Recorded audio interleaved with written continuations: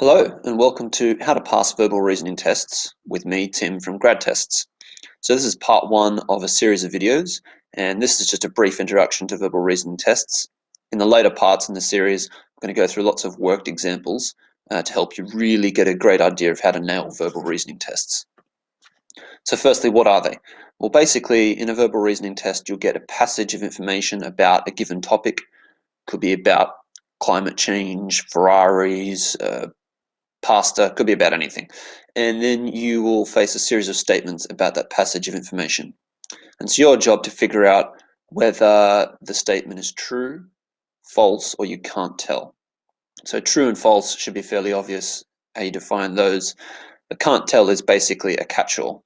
And if you can't say whether the statement is definitely true or definitely false, then you answer can't tell. So here's an example. This passage happens to be about crude oil or petroleum. And so you'd have to read this passage, and then you'd have to go and address the statement on the right. So you'd have to figure out whether that statement is true, false, or you don't know, you can't tell, based 100% purely on what is in that passage.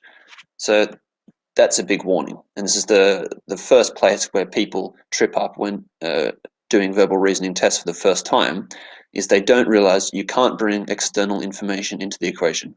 So, for example, you might be a science student. You might actually have quite a good understanding of the process of how crude oil is formed. You cannot bring that external information into the equation.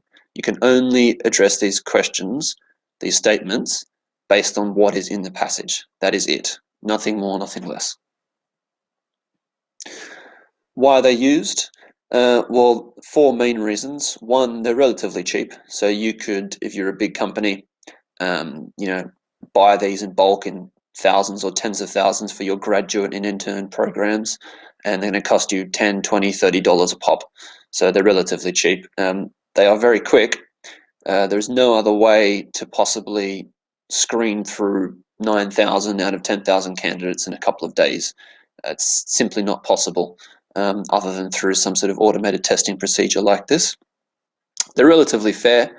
And so if you score 90% on a verbal reasoning test, by definition, you are above somebody who gets 85%. So they're fair in that sense. They're also fairly unsubjective, unlike, let's say, a CV review or an interview or a group assessment or something like that, but there's some sort of subjectivity involved. These are quite objective.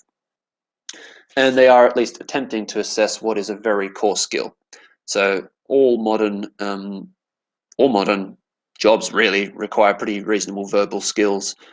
So it's unsurprising that most companies test for that. Pretty much everybody is using them these days. The big management consulting companies, big four accounting companies, all your major investment banks, big corporates, your resources companies, pretty much whatever internship or graduate recruitment program you're going for, you're going to have to face these tests. Normally, they happen after the application stage initially. So you'll go onto the company's website, you'll submit your application, and then you will receive an invitation to do a test online.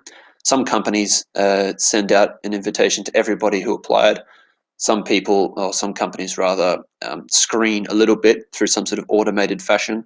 For example, they might screen out everyone who has a GPA below 3.5 and then just send test invitations to those candidates. So they usually occur up front like that. However, and this is another warning, often companies will retest you later on in the process. For example, they might send out an initial test invitation after the application stage. You sit that online, but then once they've got you in for an interview or for an assessment center or a Super Saturday, if you're going for one of the jobs with the big accounting companies or an investment bank, they tend to do that kind of stuff. They may then retest you under supervised conditions.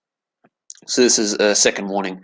Make sure you take the original test yourself. It can be very tempting to get one of your friends to take it if they're very, very good at the tests, but you're going to come unstuck when you have to resit a validated test under supervised conditions in the offices of the company you've applied for.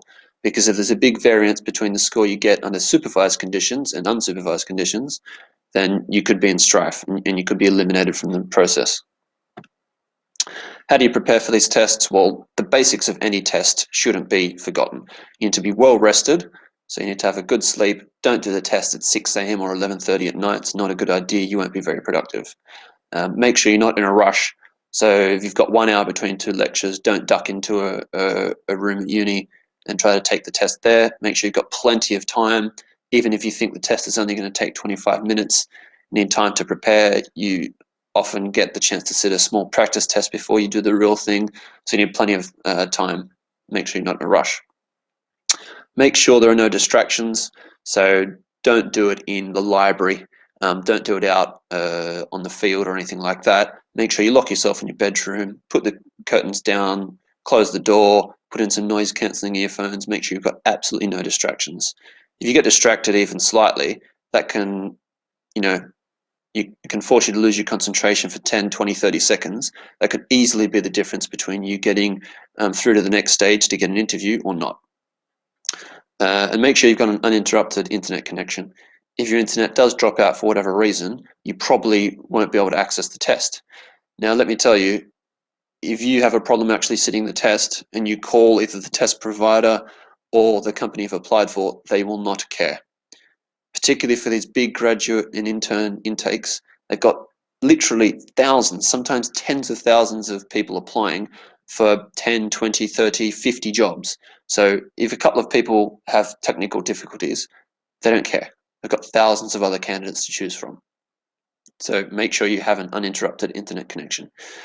Also, for verbal reasoning tests, make sure you've got a mouse and a laptop or a mouse connected to a desktop. Don't use a mobile device, don't use a tablet, because these websites where you set the tests aren't optimized for use on those devices. And also don't use a keypad on a laptop because it's way less efficient than using a mouse.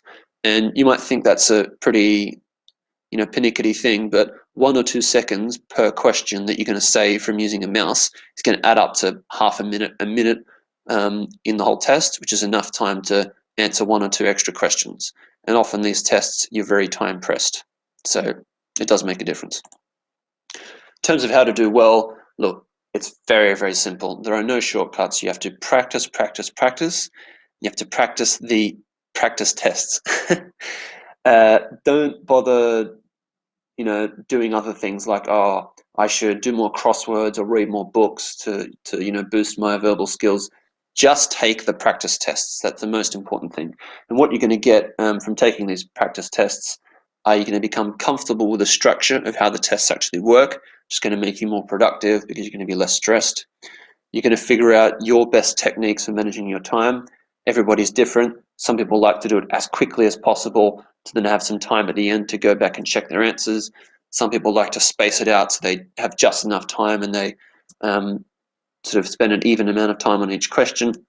You need to figure out what works for you, and you'll only be able to do that once you've taken lots of practice tests. You'll also be on the lookout for keywords. So what I mean by keywords are words that are going to give away the answer. Things like if you suddenly see definitely in the statement, or for sure, or certainly, very strong words, that's going to be an indication that the answer is going to be either true or false rather than a can't tell. You also get a sense of what I call the burden of proof. So often the answers to these questions are somewhat ambiguous. There is some grey area between either a true and a can't tell or a false and a can't tell. And there is no other way to get a sense of where on that line the answer is probably sitting other than through doing lots of practice tests. So that's the final warning. Make sure you focus. Just practice by taking the actual practice tests. You've got such a limited amount of time. You're probably studying for exams and going to classes, probably working part-time as well. You don't have time to try to boost your verbal reasoning skills by doing other things. Just take the practice test. That's the most immediate, quickest way that's going to lead to the biggest improvement. Okay, so what now? Well, part 2, we're going to go through some worked examples of actual verbal reasoning tests, and you're going to get a really good chance there to get some good tips. You can also go and take a free practice verbal reasoning test. It's a full-length one. It's at gradtests.com.au. And also, if you've got any questions, any comments, or you need any help on an upcoming test that you have, feel free to drop me an email, tim@gradtests.com.au. Thanks, guys. Have a good day.